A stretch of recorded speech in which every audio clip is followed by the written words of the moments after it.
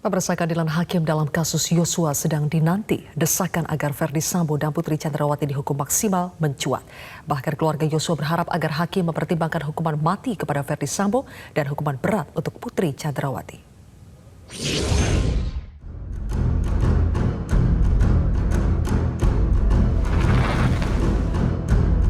Desakan Verdi Sambo untuk dihukum maksimal bahkan hukuman mati terus bergema.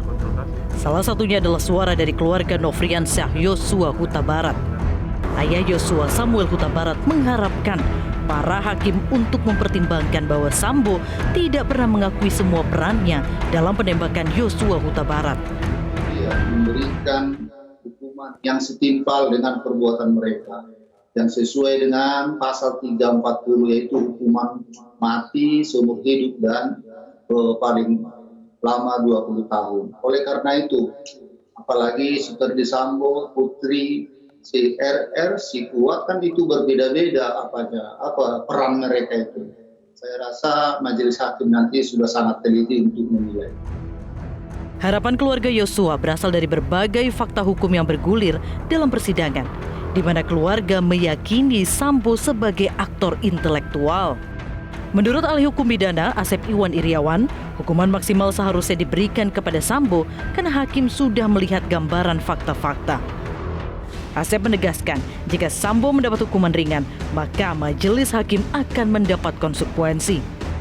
Fakta persidangan yang tadi berbeda, dia tidak ikutan, dia cuma begini.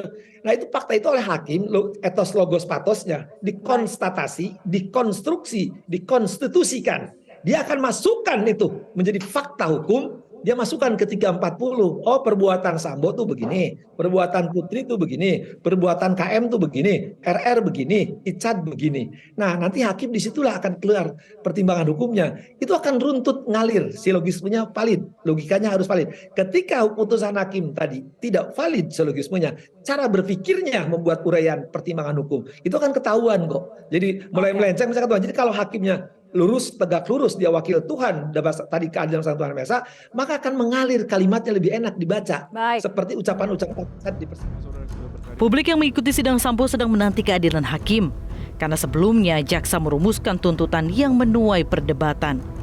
Sambo dituntut seumur hidup, sementara Putri Chandrawati, Ricky Rizal, dan Kuat Ma'ruf dituntut 8 tahun, meski jaksa mengatakan terbukti melanggar pasal 340.